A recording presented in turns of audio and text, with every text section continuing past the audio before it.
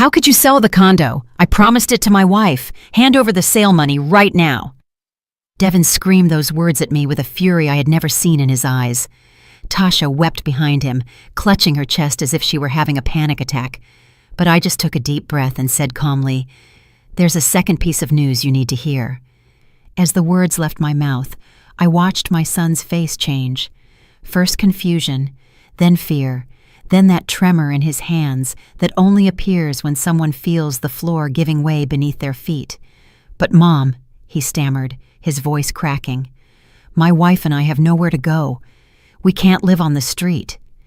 And right then, in that precise moment, I knew I had won, because for years I was the one who trembled.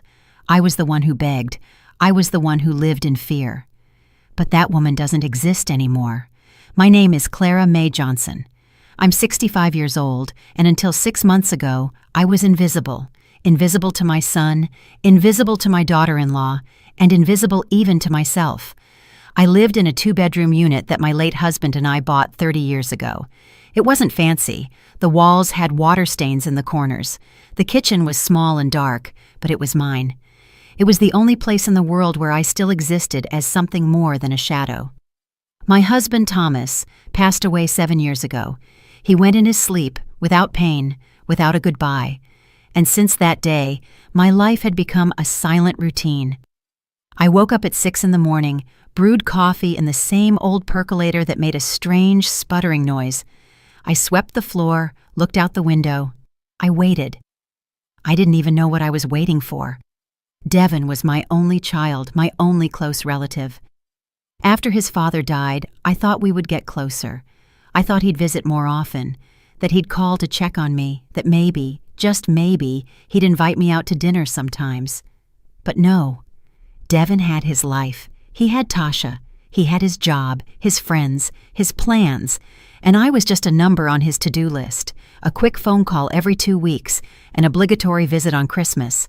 Nothing more. At first, I tried not to take it personally. I told myself it was normal, that children grow up and move on, that I couldn't be selfish. But loneliness is a heavy thing. It weighs on your chest like a stone, sinking you slowly, so gradually that you don't even notice until you can't breathe anymore. Devin's visits were always the same. He'd knock, walk in without a smile, and sit on the sofa with his phone in his hand. "Hey, Mom. How you holding up?" "I'm fine, son. And you?" "Good. Busy." Then silence. That uncomfortable silence, filled only by the sounds of his cell phone notifications. I'd offer him coffee. He'd say he didn't have time. I'd ask about Tasha. He'd answer in clipped sentences. I'd try to tell him something about my day, about the neighbors, about anything. And he'd look at his watch. He always looked at his watch, as if every minute with me was a minute stolen from his real life. But I smiled. I always smiled, because he was my son, and a mother doesn't give up. A mother keeps trying, even when it hurts, even when she's invisible. Tasha was different, or at least she seemed to be at first. When Devin first brought her home, she smiled a lot.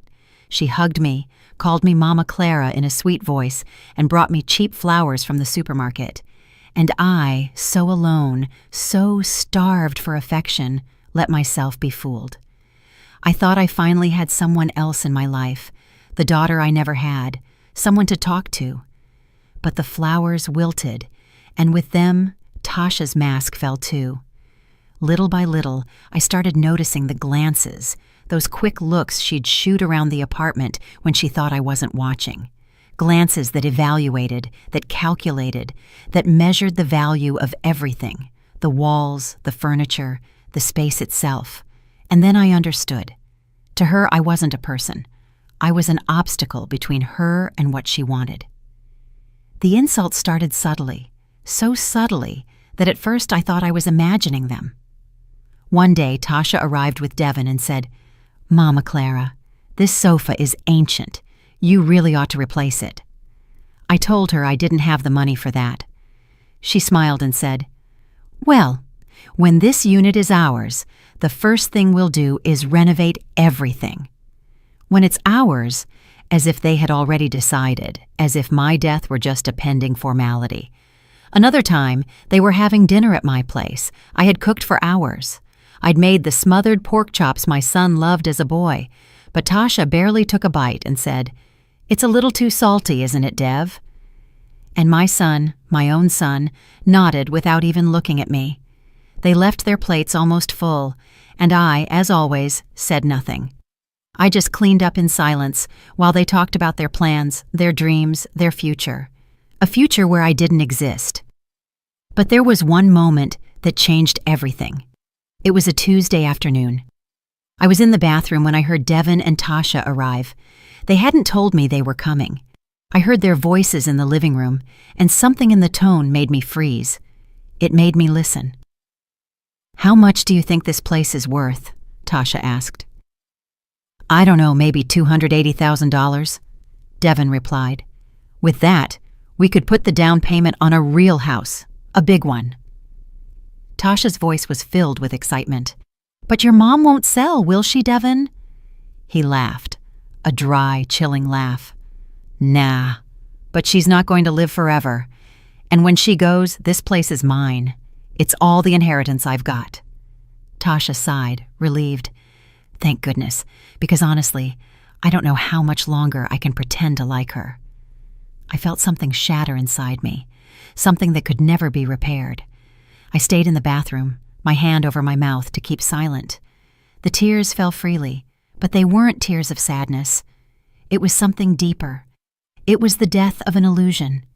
The illusion that my son loved me, that I mattered to him even a little. When I finally came out, they were sitting on the sofa. Tasha smiled at me. "Mama Clara, what a surprise. We didn't know you were home." A lie. They knew perfectly well. They just didn't care. Devin didn't even look up. He was checking his phone. And I smiled again. I offered them coffee. They declined. They stayed for 10 more minutes and left. I sat down on that old sofa they despised so much and asked myself, when did I become this? Someone waiting for her own death just to stop being a bother? The hours passed slowly after they left. I stared at the ceiling, listening to the city noises, the passing cars, the distant voices, the wind hitting the window. And at some point between the darkness and the silence, I made a decision that would change everything. I wasn't going to keep waiting. I wasn't going to keep being invisible. I wasn't going to hand over my life to someone who was only waiting for me to die. For the first time in 7 years, I felt something close to rage, but it wasn't explosive rage. It was cold, calculated. It was the anger of someone who is finally waking up. The next morning, I woke up different. I don't know how to explain it. It was as if something inside me had hardened overnight, as if all the tears I'd shed had washed away something old and rotten, leaving space for something new, something stronger. I got up, made my coffee, but this time I didn't sit staring out the window like always. This time I took out an old notebook I had stored in a drawer and started writing. I wrote down everything I remembered, every insult, every hurtful word, every contemptuous look. I needed to see it. I needed to understand how blind I had been. And when I finished, I had filled 5 pages. 5 pages of proof that I hadn't imagined it, that I wasn't crazy, that they had genuinely reduced me to nothing. The humiliations didn't stop. They actually worsened. It was as if Devin and Tasha sensed I was changing and needed to remind me of my place. 2 weeks after the conversation I overheard, they came to visit again. This time, they brought news. "Mom," Devin said without even a greeting, "we need to talk about something important. Tasha and I are house hunting. We want to start a family, but everything is so expensive." I nodded. I said nothing. I just waited. Then Tasha spoke with that falsely sweet voice I hated so much. "Mama Clara, we know this unit is huge for just you. 2 bedrooms for 1 person. It's a waste, don't you think? You could live somewhere smaller, cozier, and maybe you could sell us this place. At a fair price, of course. A family price." A family price? The words sounded nice, but I knew what they meant.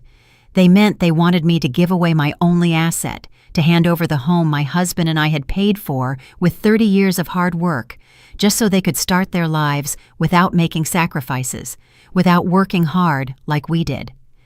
I took a deep breath and told them, "I'm not ready to sell. This place holds too many memories for me." Devin frowned. "Mom, don't be selfish. You won't need it for much longer anyway. At your age, what's the point of clinging to material things? You should be thinking about your son, about your family." Tasha nodded, fake tears welling in her eyes.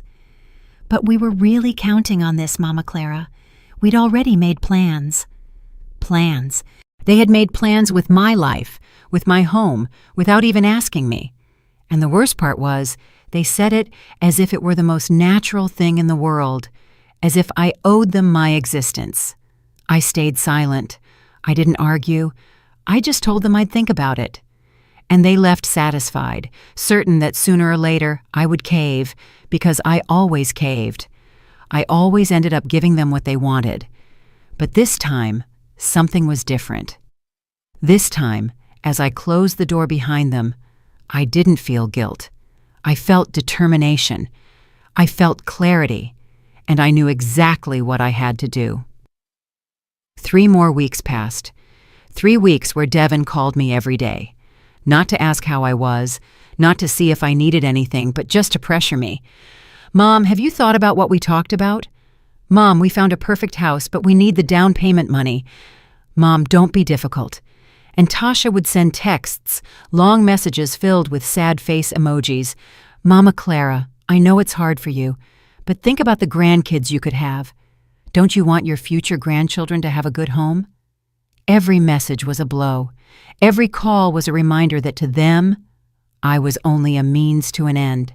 And the rage kept growing, cold, silent, powerful. Then came the moment that changed everything for good. It was a Friday. I had gone to the bank for a simple task, updating my information, nothing major. But while I was waiting, I overheard 2 women talking. One, younger, was telling the other, "My mother-in-law finally sold her house. She bought a small condo, and with the rest, she went traveling. She says she worked for others her whole life, and now she wants to live for herself." The other woman laughed. "How brave! I wouldn't have the nerve to do that. My family would kill me." And the first one replied, "But it's her money, her life. Why should she need to ask permission?" Those words stuck with me. Why should I need to ask permission? It was my condo, my life, my decision. No one had given it to me. No one had paid a single dollar of the mortgage except my husband and me. And yet, I had spent months feeling like I didn't have the right to do what I wanted with what was mine, that somehow I owed everything to Devin just for being my son. That wasn't love. That was manipulation. And I had allowed myself to be manipulated for too long. I left the bank with a clear idea, so clear that my own boldness startled me. But I didn't stop. I couldn't stop. It was now or never. That same afternoon, I searched online for real estate agencies. I found one with good reviews and called. A kind voice answered. "Good morning. How can we help you?" And I, my voice only trembling slightly, said, "I want to sell my condo fast. No big advertising, no letting too many people know." The woman on the other end asked a few questions. Address, size, condition. Then she said, "We can send someone out tomorrow to do an appraisal." "Perfect," I replied and hung up. I sat on the sofa with the phone in my hand, feeling my heart pound. I had just taken the first step, and there was no turning back. The next day, the agent came, a man in his 40s with a gray suit and a professional smile.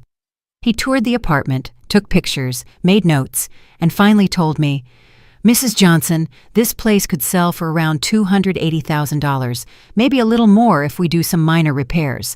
But if you want to sell fast, like you said, we could get $250,000 in less than a month." I nodded.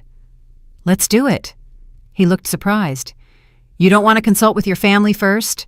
Most people—" I cut him off. "I don't need to consult with anyone. It's my decision." He smiled, handed me the papers to sign, and a week later there was an interested buyer, a young couple who needed to move quickly for a job. They offered $270,000 cash, no financing, no complications. I accepted immediately. During all this time I said nothing to Devin. He kept calling, kept pressuring. "Mom, have you decided? We need an answer." Tasha is getting anxious, and I answered with evasions. "I'm still thinking, son. Give me a little more time." He would grunt in frustration, but he didn't push too hard because he was sure I'd eventually cave, just like always. But while he waited confidently, I was signing papers, closing the sale, receiving the money in my bank account, and looking for a new place for myself, a smaller one-bedroom unit in a quiet neighborhood. It cost $175,000. I bought it outright, no mortgage, no debt. And the rest of the money, over $100,000, I put into an investment account the bank recommended. The move was quick. I hired a small company. I packed only the essentials: clothes, some books, photos of my husband, the memories that truly mattered. I sold or gave away the rest. I didn't need much. I never had. And 3 weeks after making the decision, I was already living in my new condo.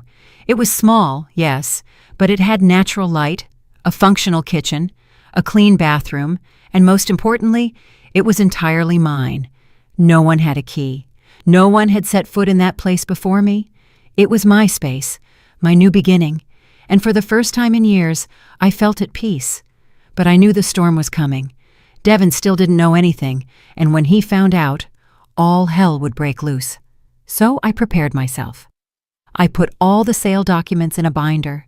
I printed bank statements showing where the money was, and most importantly, I had secretly recorded the last conversations with Devin and Tasha. The ones where they talked about the condo as if it were already theirs, where they planned what they'd do with it when I died, where Tasha complained about having to fake liking me.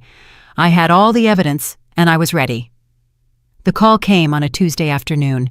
I was arranging the last books on the shelf of my new condo when the phone rang. It was Devin. His voice sounded strangely cheerful. "Mom, hey, good thing you answered. Tasha and I want to take you out to dinner this Friday. Haven't spent time together in a while." I paused. Devin never invited me out to dinner. Never. "Sure, son. What time?" 7. We'll pick you up. And don't worry about a thing. Our treat." I hung up and knew exactly what was happening. They had decided to change strategies. Direct pressure hadn't worked. Now came the soft manipulation, the fake gestures of affection, the forced kindness. But I was no longer the same naive woman as before. This time, I knew exactly what to expect. Friday arrived, and I dressed carefully. I put on a chocolate brown dress I'd bought years ago, but rarely wore. I combed my hair, put on a little makeup. I wanted to look strong. Devin arrived right on time. He rang the bell at the old condo, the one that wasn't mine anymore. I waited a few seconds before going down. When I left the building, I saw him standing next to his car, frowning and looking at his phone. "Mom!" he shouted when he saw me. "What took you so long? I was about to come up." "I had to get ready," I replied calmly. We got in the car. Tasha was in the passenger seat. She turned to me with a huge smile.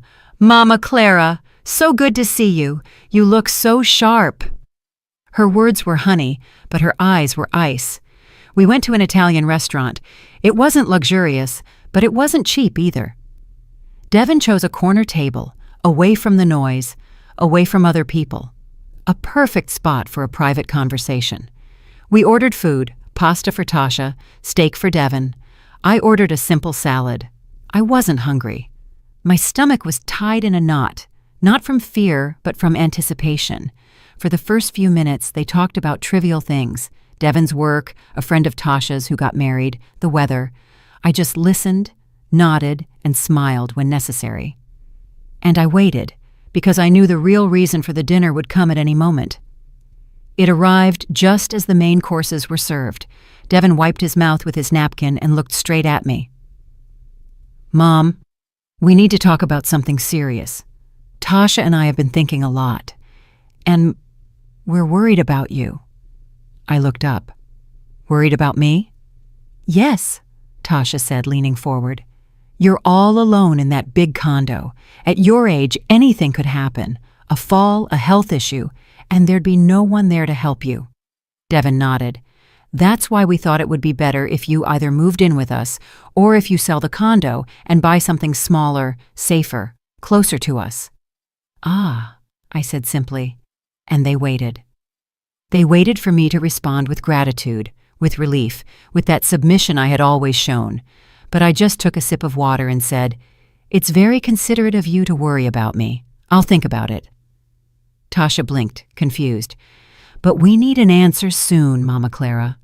Devin and I already found a house. We just need the down payment money, and we thought if you sell your condo, you could give us a portion of it, like a loan, or maybe an advance on the inheritance." Her words were so blatant, they almost made me laugh. An advance on the inheritance, as if my death were an event scheduled on their calendar, as if I were just taking up space until they could cash in. "I'll think about it," I repeated with the same calm. This time, Devin tensed up. "Mom, we've been talking about this for months. You can't keep stalling us." I felt the anger bubbling in my chest, but I didn't let it out. Not yet. Instead, I smiled. "Son, it's a big decision. I can't make it that fast. Give me a little more time." Tasha let out a dramatic sigh. "But Mama Clara, we were really counting on that money. We already told the owner we want the house. If we don't put down the deposit soon, we'll lose it. There's no other option. Your condo is our only plan." How convenient, I thought. Their only plan was my sacrifice. We finished dinner in uncomfortable silence. Devin paid the bill with a look of annoyance, and when they dropped me off at my building, Tasha gave me a cold hug. "Think hard, Mama Clara. We don't want to pressure you. We just want the best for everyone." The following days were an avalanche of messages. Tasha sent me photos of the house they wanted to buy. "Look, Mama Clara, it has 3 bedrooms, a yard, a garage. It would be perfect for when we have kids. Your grandkids could play here." Every message was a lure, every photo a manipulation. They were trying to get me to imagine a future that would never exist because I knew the truth. I knew that if I gave them the money, I would never see it again. I knew the grandchildren were just a fantasy to soften me up. I knew that once I had served my purpose, they would discard me, just like they always had. And I wasn't going to allow it. No, this time Devin called too, but his calls were different, less sweet, more demanding. "Mom, I need an answer, yes or no. It's simple." "It's not simple, son. It's my life. It's my savings." "But I'm your son, your only family. You shouldn't have to support me my whole life just for being your son." There was a silence on the other end, a heavy, dangerous silence. "So, are you saying you won't help us?" "I'm saying I need time to think." Devin hung up without saying goodbye, and I stared at the phone, feeling the last thread of love I had for him snap for good. Because a son who loves you doesn't pressure you like that. A son who loves you doesn't make you feel guilty for wanting to live your own life.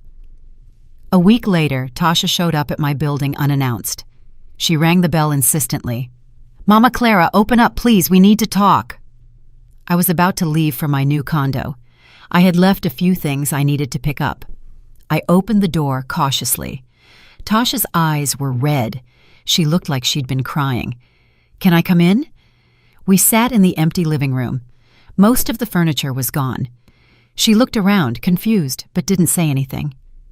"Mama Clara," she began, her voice trembling. "I came to apologize. I know we've been really pushy. I know we pressured you, but we're desperate. Devin and I have been saving for years, and it's never enough. Everything is so expensive. And when we thought about your condo, we were filled with hope." Hope. What an interesting word to describe greed. Tasha continued. "I don't want you to think we only care about the money. We love you, Mama Clara, truly, and we want you to be a part of our lives, to live with us, to be the grandmother to our children. But for that, we need that space.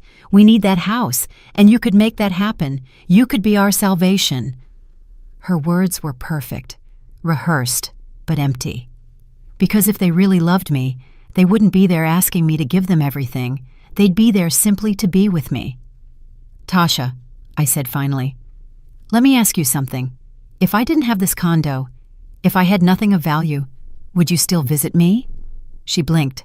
Of course, Mama Clara. What kind of question is that? Then why, in these last few months, have you only sought me out to talk about the condo? Why do you never call just to see how I am? Why does every conversation end with the same request? Tasha opened her mouth, but no words came out because there was no answer. Or rather, the answer was obvious, and she didn't want to admit it. She stayed silent for a few seconds, then stood up. I think I came at a bad time. We'll talk later. And she left, leaving me alone in that empty room. But I didn't feel lonely. I felt free. Because every conversation, every manipulation, every lie only confirmed that I had made the right decision. That night, sitting in my new condo, I reviewed all the documents again. The deed to the new place, the receipts from the old sale, the recordings I had made. Everything was in order. Everything was ready. All that was left was the final moment, the confrontation. And I knew it would come soon, because Devin and Tasha weren't patient, and their desperation would make them make a mistake I was waiting for.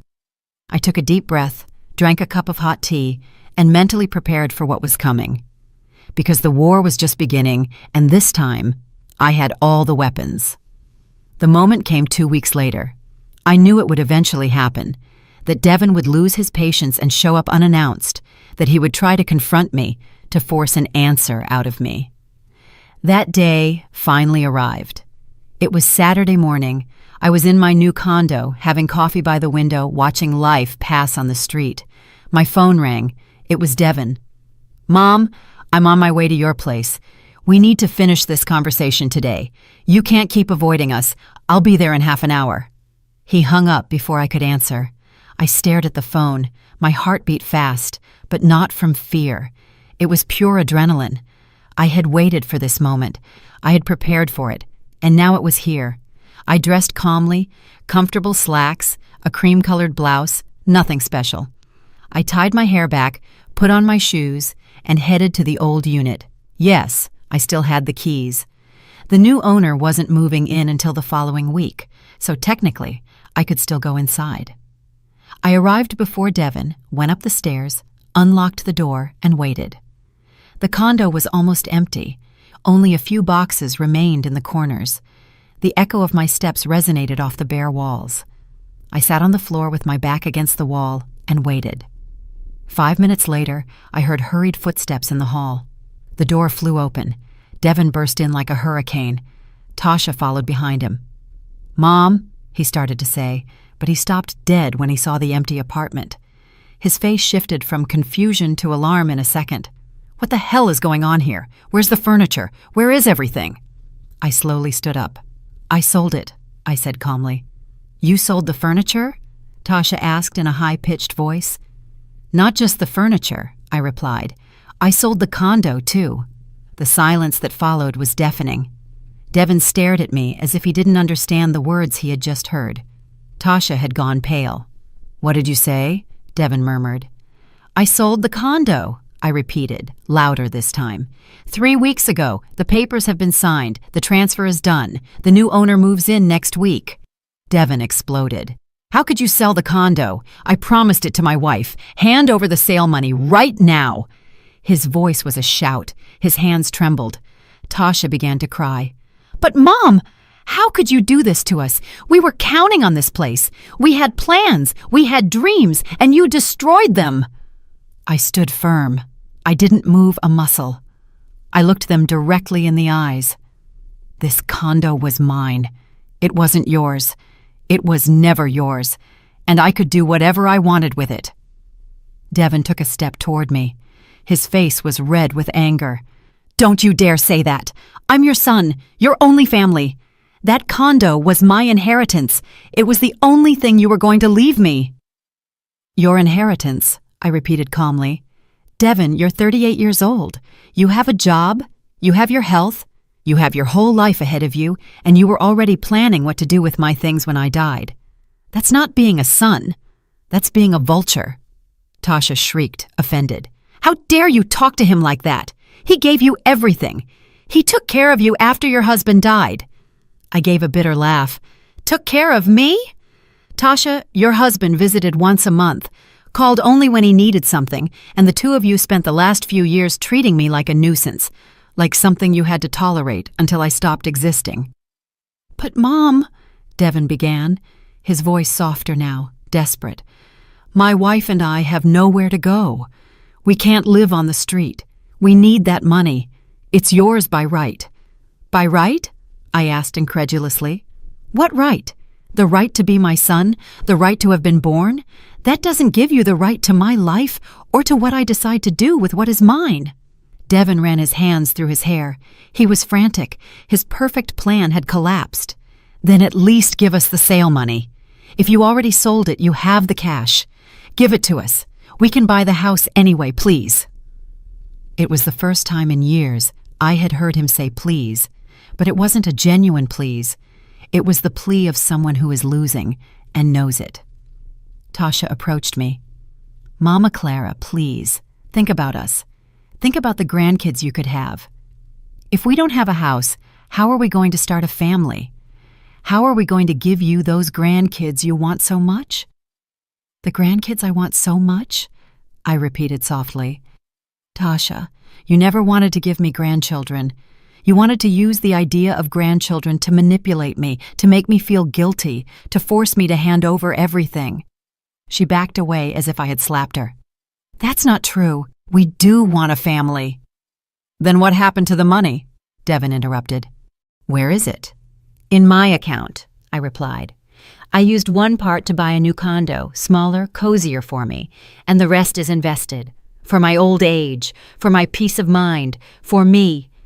Devin looked at me with pure hatred. "You're selfish, a selfish old woman who only thinks about herself." "And what did you expect me to do?"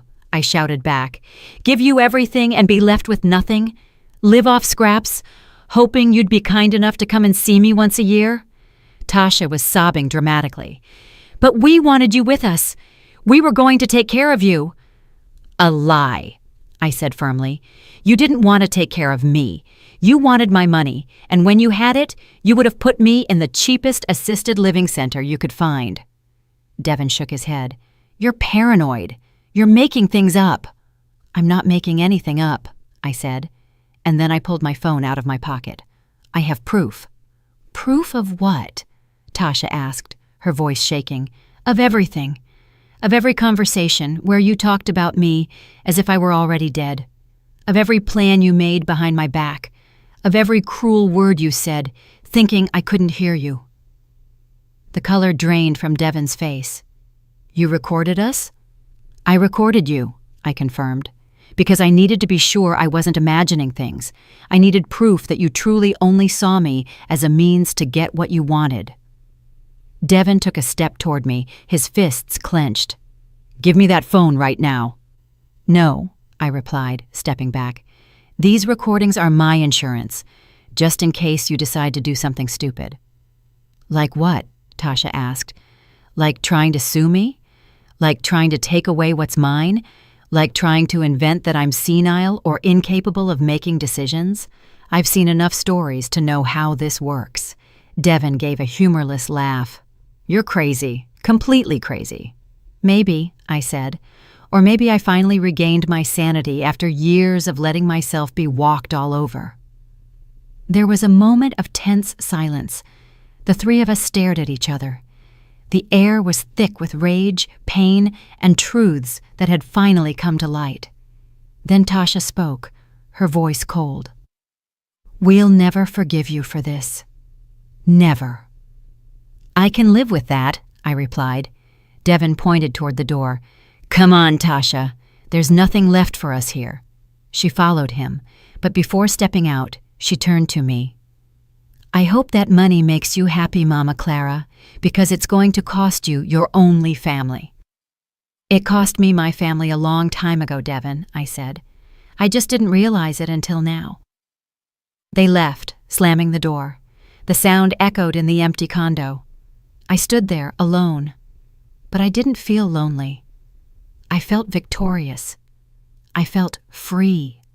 For the first time in years, I had defended what was mine. I had said no, and I had survived. I sat on the floor again. My legs were trembling from the adrenaline. My heart was still racing. But there was something else, something warm in my chest. It was relief.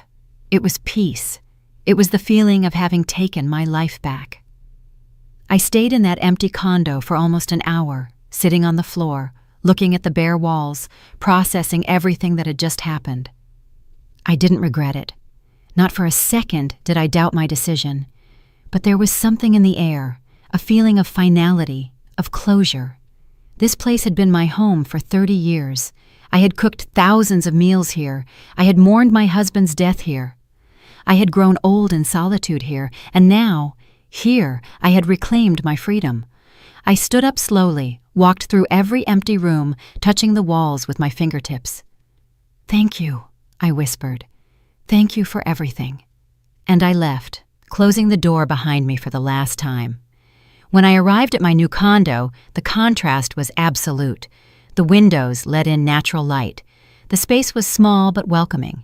Everything smelled new, of possibilities, of beginnings. I made myself a cup of tea, sat by the window, and for the first time in a long time, I smiled genuinely. Not a forced smile, not a polite smile, but a smile of real satisfaction. I had done something for me. I had chosen my well-being over the manipulation of others, and that felt powerful. The phone rang, interrupting my moment of peace. It was an unknown number. I hesitated before answering, but finally did. "Hello?" On the other end was a woman's voice I didn't recognize. "Mrs. Johnson, this is Simone, Tasha's sister. I need to talk to you." My stomach tightened. Simone. Tasha had told her sister everything, and now came the second assault, the attempt to guilt me through a third party. "Go ahead," I replied, my voice neutral. "Mrs. Johnson, Tasha told me what happened, and I want you to know I'm very disappointed in you. How could you do that to your own son? He needed you, and you turned your back on him." I took a deep breath. "Simone, with all due respect, you don't know the whole story. You only know the version your sister told you, the version where I'm the villain. But there's a lot more to it," she scoffed. "What more could there be? You sold the condo your son needed. That's all I need to know." "My son didn't need that condo," I replied firmly. "My son wanted that condo. There's a huge difference." Simone continued, her voice hard and accusatory. "Tasha is devastated. Devin is devastated. You destroyed their dreams, their plans for the future. And for what? To buy a smaller unit and save money you won't even live long enough to spend? It's pure selfishness." I listened to her without interrupting. I let her say everything she had to say, and when she finally fell silent, waiting for my response, I spoke with a calm that surprised even me. "Simone, I understand you want to defend your sister. That's natural. But let me ask you something. When was the last time Devin and Tasha visited me without asking for something? When was the last time they called just to see how I was? When was the last time they treated me like a person and not like a bank?" There was an uncomfortable silence on the other end. "They have their lives," Simone finally said, with less conviction. "Their jobs, their responsibilities." "Exactly," I replied. "They have their lives, and I have mine, and my life doesn't consist of eternally sacrificing myself so they can live comfortably." Simone tried to argue more. "But Mrs. Johnson, you're his mother. Parents should always help their children. They should always be there." "I was there for 38 years, I said, raising my voice slightly. "I gave my son everything I could, but there comes a time when children have to stand on their own 2 feet. And if at 38, Devin is still expecting me to solve his life, then I failed as a mother, but I won't keep failing by allowing him to use me."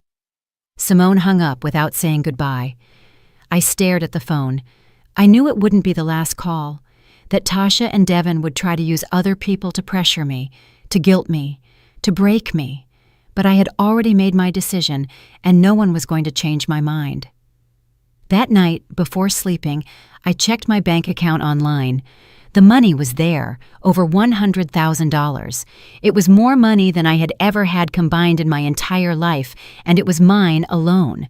No one could take it. No one could demand it. It was my safety net, my freedom materialized in numbers on a screen. I slept peacefully that night. No nightmares, no anxiety, just peace. The following days were strangely normal. I dedicated myself to settling into my new condo. I bought plants for the windows. I hung light beige curtains. I organized my books on the small shelf. Everything I did reminded me that this space was mine, that no one would come to judge it, that no one would come to tell me I should change this or that. It was my refuge, my kingdom. A week later, I received a text message from Devin. It was long, full of carefully chosen words. "Mom," it began, "I've had time to think, and I believe we both said hurtful things. I know I've failed you as a son. I know I haven't been present like I should, but that doesn't mean I don't love you. You are my mother and always will be. I wish we could talk, that we could figure this out." I read the message 3 times, searching for sincerity between the lines, but I didn't find it.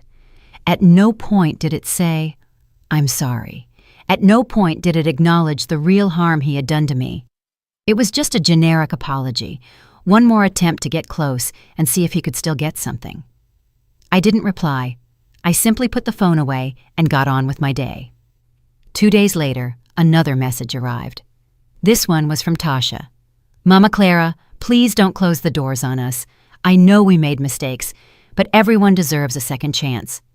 Devin is doing very badly. He barely eats, barely sleeps. He's still trying to figure out how to fix things with you. Please give him that chance." I didn't reply to that one either, because I knew it was theater. Emotional manipulation, a last-ditch effort to soften me up. One afternoon, while enjoying the sun in a park near my new condo, I saw an older woman sitting on a bench. She was alone, feeding pigeons with breadcrumbs. I walked over and sat beside her. "It's a beautiful day," I said. She smiled. "Beautiful indeed." She confirmed.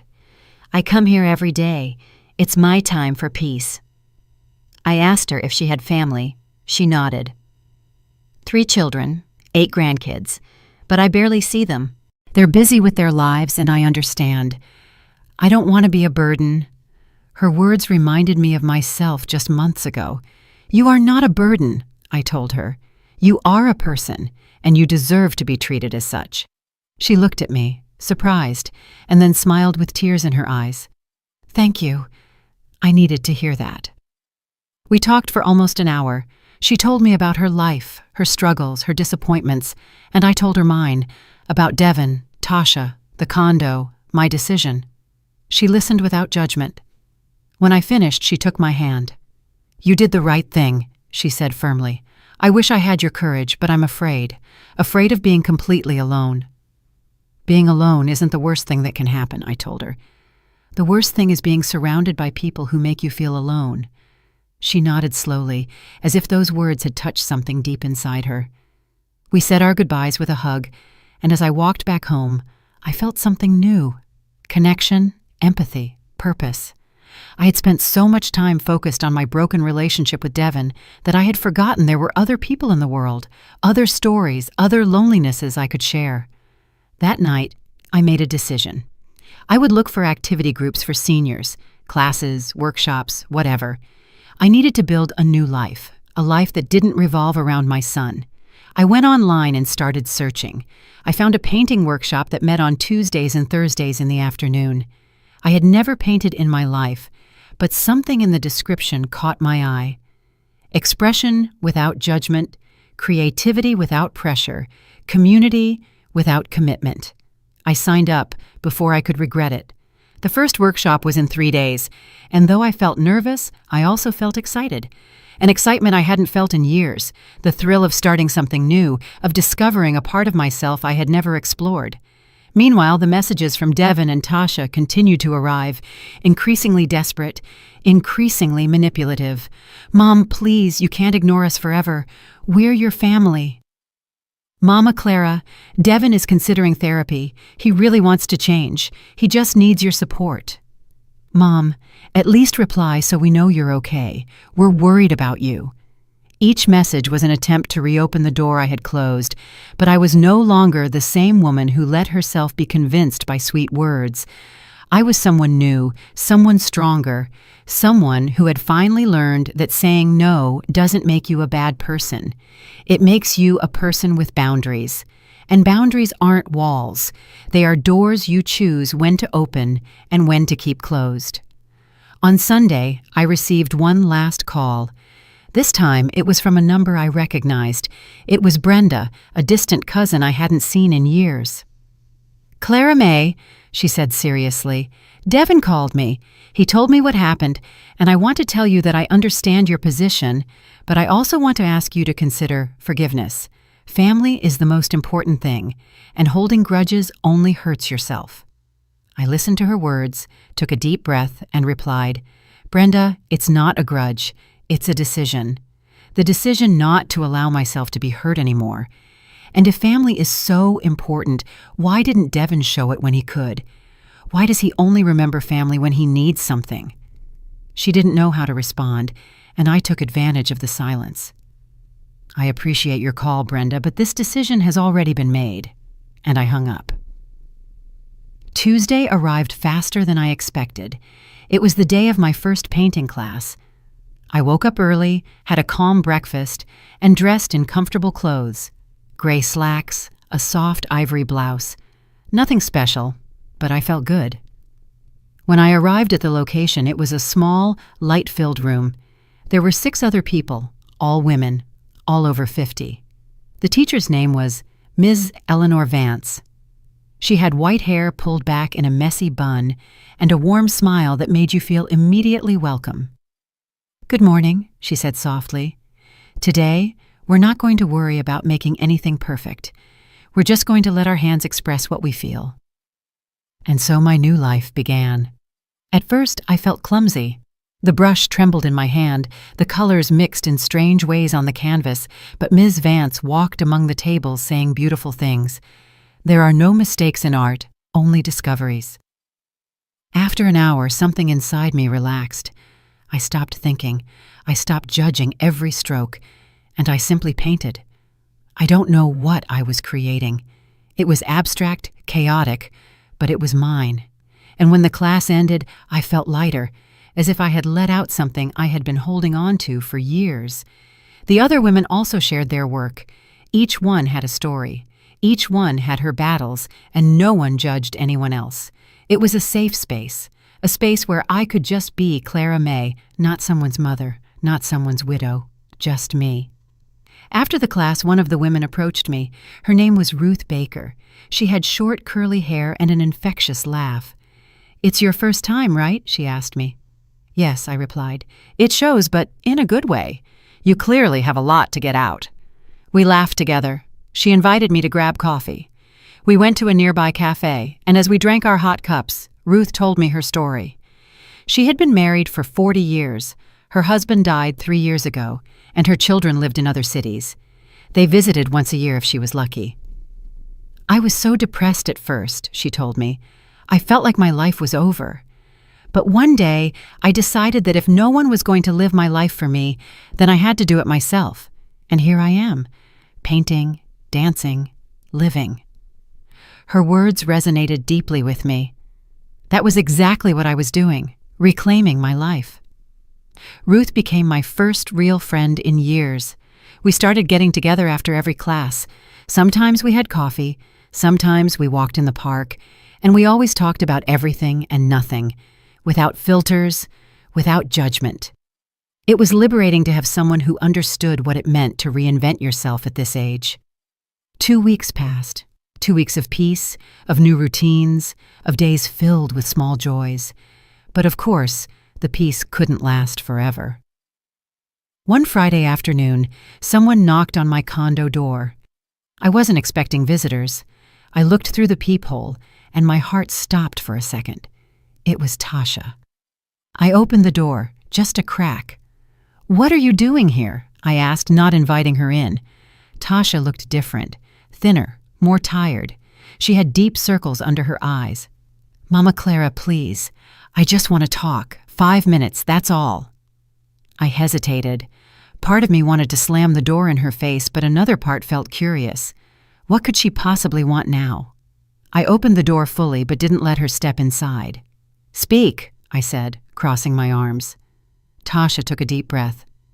I came to apologize. Truly. Devin doesn't know I'm here. He's angry. He says he'll never forgive you, but I can't live like this.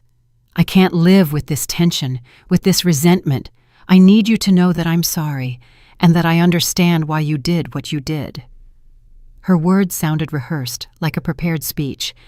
You're sorry, I repeated. Or you're sorry you lost access to the money. Tasha lowered her gaze. I know you think we only cared about the money, and maybe at first we did, but we weren't bad people, Mama Clara. We were just desperate, scared of the future, and we saw your condo as the solution to all our problems. But that didn't give us the right to treat you the way we did. At least she recognized something. That was more than Devin had done. I appreciate your apology, Tasha, but it doesn't change anything. She looked up quickly. But we could start over. We could build a real relationship. No self-interest, no pressure, just as family. I sighed. I wish I could believe you, but regaining trust takes time, and honestly, I don't know if I have that time or that energy. Tasha nodded slowly. Tears began to roll down her cheeks. I understand. I just wanted you to know that not everyone is like Devin, that I truly regret it, and that if you ever decide to give us another chance, I'll be here. She turned to leave, but before going down the stairs, I turned toward her. Tasha. She stopped. If you really want to show me that you've changed, don't do it with words. Do it with actions, and not toward me. Do it for yourself. Build your life without depending on inheritances, without waiting for others to solve your problems. That's the only way I could ever consider you someone truly different. She nodded and left. I don't know if she would really change. Probably not. But at least she had attempted something Devin never did, acknowledging her error. That night, I sat down and thought about everything that had happened over the last month. I had sold my condo, I had confronted my son, I had set boundaries, I had started painting, I had made a friend, I had regained my dignity. And even though there were still moments of doubt, of sadness, of wondering if I had done the right thing, deep down I knew the answer. I had done exactly what I needed to do. I had saved myself because no one else was going to. The following days continued their quiet rhythm. The painting classes became my favorite part of the week. Ms. Vance taught us to use different techniques, watercolor, oil, acrylic, and each time I felt freer, more myself. One afternoon while I was painting, Ms. Vance approached my table. Clara May, she said softly, can I ask you something? Of course. Have you noticed how your painting has changed since you started? I looked at her confused. How so? At first, you painted with small, fearful, controlled strokes. But now, your strokes are broad, confident, free. That speaks of an internal change, a liberation. I felt a lump in my throat because she was right.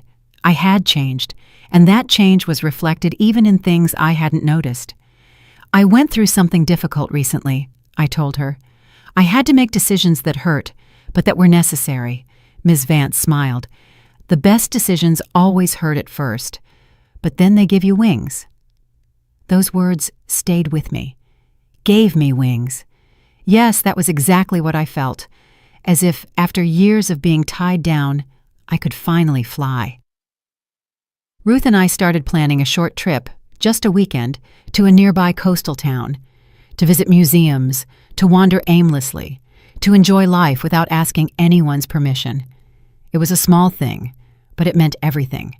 It meant I could make plans, that my life wasn't over, that there were still adventures to live. When I told Ruth about my situation with Devin, she didn't judge me. She just hugged me and said, "Children don't understand that parents also have the right to live. They think we were born just to serve them, but you taught them something important. You taught them boundaries." 3 months had passed since the confrontation. 3 months of tranquility, of new routines, of painting, of friendship with Ruth, of afternoons in the park, of evenings reading on my small but comfortable sofa. My life had found a rhythm that made me happy. It wasn't an explosive happiness.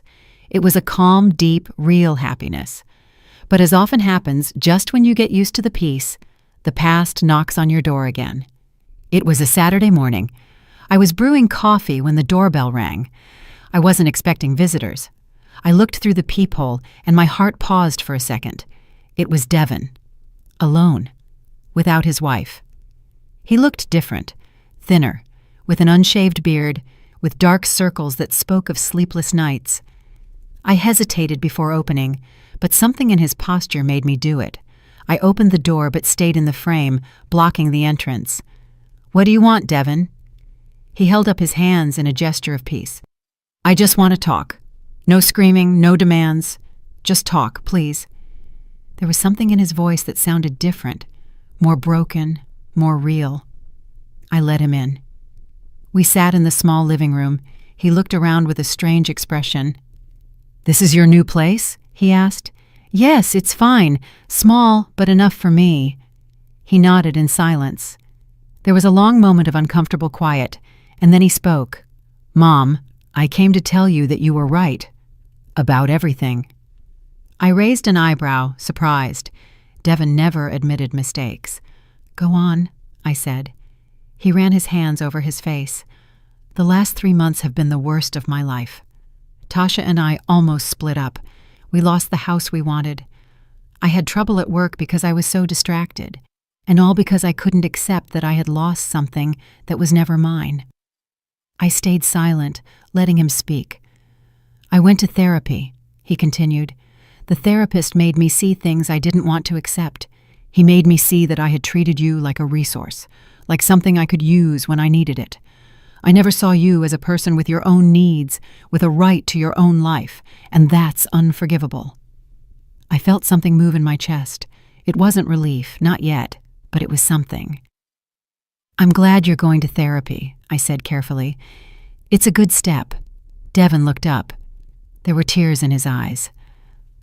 "I didn't come to ask for the money. I didn't come to ask you to change your will. I came just to tell you that I'm sorry. Truly sorry, and I understand if you can never forgive me." His words sounded sincere. For the first time in years, they sounded genuine, but I had learned to be cautious. "I appreciate your apology, Devin, but apologies don't erase years of mistreatment. They don't erase the pain you caused me." He nodded. "I know, and I don't expect them to. I just wanted you to know that I finally understand what I did. And I'm trying to be better. Not for you, not even for Tasha, but for myself. Because I don't like the person I had become." We sat in silence for a few more minutes, and then I asked him something I had wanted to know for a long time. "Devin, why did you never visit me? Why did spending time with me always seem like an obligation?" He took a deep breath. "Because you reminded me of Dad, and his death hurt so much that I preferred to distance myself from everything that reminded me of him, including you. I know it sounds awful. I know it's selfish, but it's the truth." His words hit me hard, because I finally had an answer. It wasn't a good answer, but at least it was honest. "I miss your father too," I said softly. "Every day. But pulling away from me didn't make the pain less. It only made me feel more alone." He nodded, tears rolling down his face. "I wish I could go back in time," he said, his voice breaking. "Do things differently. But I can't. All I can do is try to be better from now on. If you ever decide to give me another chance, I promise it will be different. But if you don't, I understand that too." He stood up to leave. Before opening the door, he turned back. "Can I call you sometimes? Just to see how you are? Without asking for anything?" He thought for a moment. "Without asking for anything." "You can," I said. "But if you ever manipulate me again, if you ever treat me like you did before, there won't be any more chances." He nodded. "I understand." And he left. When I closed the door, I stood there for a long time, processing, feeling. I didn't know if Devin would really change, if this time was different. But at least he had taken the first step. He had acknowledged his mistake, and that was more than Tasha had done, more than anyone had done. That afternoon, I went to my painting class. Ms. Vance noticed something different about me. "Did something happen?" she asked. "Yes," I replied. "My son came to apologize, and I don't know how to feel about it." She smiled with understanding. "You don't have to know how to feel. Feelings are complex. They can coexist. You can be hurt and hopeful at the same time." I painted that day with a different intensity. I used dark colors mixed with bright ones, representing exactly what I felt. The darkness of the past mixed with the light of a possible future. When I finished, Ruth came over to see my work. "It's beautiful," she said, "and sad and hopeful, all at the same time." "Exactly," I replied. "That's how I feel." That night, alone in my condo, I thought a lot about forgiveness, about whether it was weak to forgive someone who had hurt you so much, or whether it was strong. And I came to a conclusion. Forgiveness wasn't for Devin. Forgiveness was for me, to release the weight I had been carrying, to move forward without resentment poisoning my soul. But forgiving didn't mean forgetting. It didn't mean allowing him to hurt me again. It meant letting go and keeping on walking. The following days felt lighter, as if a heavy burden had been lifted from my shoulders. Devin called me twice that week, short, simple conversations, asking how I was, briefly telling me about his day, not asking for anything, not manipulating. And though I still kept my guard up, I began to feel that maybe, just maybe, there was hope. Ruth and I finally took our trip. We went to a coastal city. We walked along the beach, visited art galleries, ate seafood in small restaurants, and I laughed. I laughed truly, with my whole body, with my whole soul. I laughed in a way I hadn't laughed in years. And in one of those moments, walking along the shore with my feet in the cold water, Ruth told me something I'll never forget. "Clara May," she said, taking my hand, "I'm proud of you, of how you defended yourself, of how you reclaimed your life. You are braver than you think." Her words filled me with an emotion that was hard to describe, because for so long I had felt weak, cowardly, invisible. But now someone saw me as brave, and maybe she was right. Maybe I had been brave all this time without realizing it. Bravery isn't the absence of fear, it's acting despite it, and I had done exactly that. 6 months had passed since that day of confrontation. Half a year of learning to live again, of discovering who I was without the chains of guilt, without the weight of others' expectations. It was a Sunday morning. The sun streamed through my window, illuminating the plants that now filled every corner of my small condo. I got up without haste, made my coffee, and sat by the window as I did every morning. But this time, there was something different in the air, a feeling of completeness, of full closure. My phone vibrated. It was a message from Ruth. "Ready for the exhibition today?" I smiled. Today was a special day. Ms. Vance had organized a small exhibition of her students' work, and I had decided to participate. I dressed carefully, an olive green dress I had bought the week before. I combed my hair, applied light makeup, and looked in the mirror. The woman who looked back was different from the one 6 months ago. There was something in her eyes, strength, peace, dignity regained. I arrived at the art hall an hour early. My 3 paintings were already hanging on the wall. The first was dark, full of grays and blacks. It represented my life before. The second was chaotic, bright colors mixed with shadows. It represented the conflict, the awakening. And the third was luminous, full of yellows and oranges. It represented my present, my freedom. Ms. Vance approached me with a huge smile. "Clara May, your work tells a complete story. It's beautiful to see your evolution." People started arriving, other students, family members, friends. Ruth arrived with a bouquet of wildflowers for me. "I'm so proud of you," she said, hugging me tightly. We walked among the works. Each one told a different story. Each woman had captured her battles on those canvases, and there was something powerful in that, in seeing how pain could transform into beauty, in seeing how creativity healed. I was explaining the meaning of my second painting to a woman when I heard a familiar voice behind me. "Mom." I turned slowly. Devin was standing in the doorway, alone, holding a small bouquet of wildflowers. He looked nervous, unsure, as if he didn't know if he was welcome. I approached him with measured steps. "What are you doing here?" I asked, without hostility, but with caution. "You told me about this exhibition," he replied, "and I wanted to come. I wanted to see what you've been doing, if you'll let me." I looked him in the eyes, searching for a hidden agenda, but I only saw genuine curiosity. "It's okay. You can stay." His face lit up with relief. We walked together to my paintings. He observed them in silence for a long time, and then spoke softly. "This first one is how you felt before, right?" I nodded. "And this third one is how you feel now?" I nodded again. He pointed to the middle one, the chaotic painting. "And this one? This is me. I'm the chaos that interrupted your darkness, but also the one who pushed you toward the light." His words surprised me with their depth. "I hadn't thought of it that way," I admitted. "But you're right." Devin turned to me. "Mom, I've done a lot of thinking these past few months. I've worked on myself, and I realized something. You didn't take anything away from me. You gave me something I never had. You gave me an example of what it means to defend yourself, of what it means to live with dignity, and even though it hurt at the time, I understand it now." I felt a lump in my throat. "I don't know what to say." "You don't have to say anything," he replied. "I just wanted you to know that, and I wanted to give you this." He handed me the flowers.